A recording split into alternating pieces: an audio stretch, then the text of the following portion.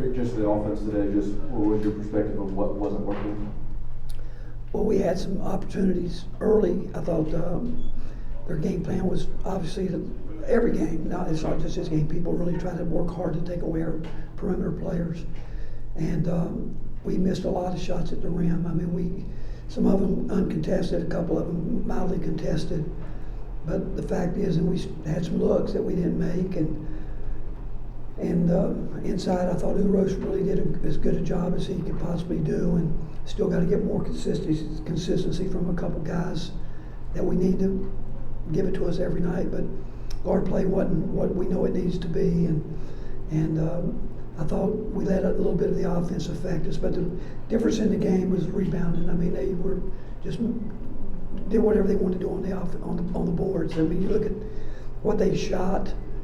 From the floor to the three-point line, that's good enough to win most games, but you can't foul people as much as we fouled, and we've talked about that for weeks now. We've got to stop committing fouls and make people play, but we gave them too many points there. But got to give them credit. I thought they played hard. They had we told the guys coming in they were going to make adjustments with their lineup, which they did. But we got to have better overall play with our guards, perimeter guys, and a little bit more consistency with our post guys inside. The guys have been around. Rob and Mike and Grant. Coach, you touched on the rebounding, but you guys have been the best rebounding team in the league before today and almost got doubled up. How big of a surprise was that? Well, it goes back, I've said to you guys before, we still have too many guys that think offense as opposed to understanding the role they've got to play on the team. And we give them credit. They came in and did, that was obviously a big part of their game plan. They look at those numbers like everybody, and they're going to say, we're not going to get beat on the boards, and they thoroughly beat us on the backboard. And we turned it over way too many in the first half, just turnovers you can't have.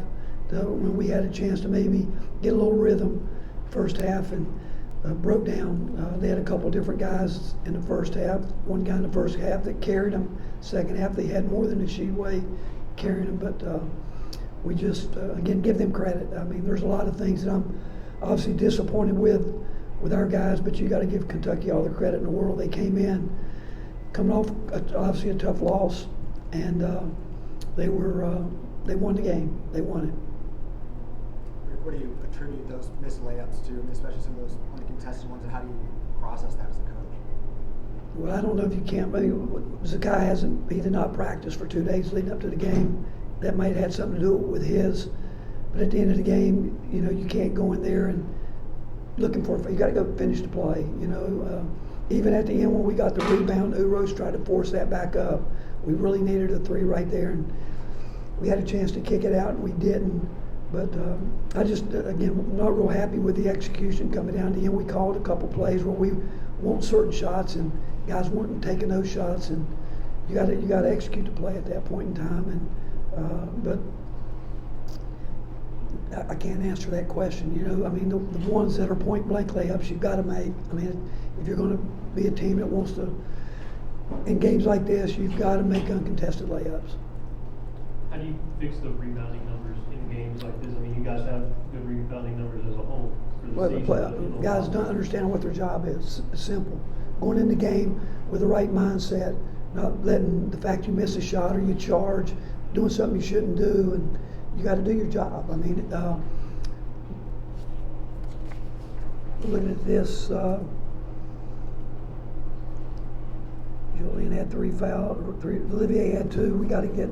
He only played 13 minutes. He's got to be out there more, but he just didn't seem to be in it today.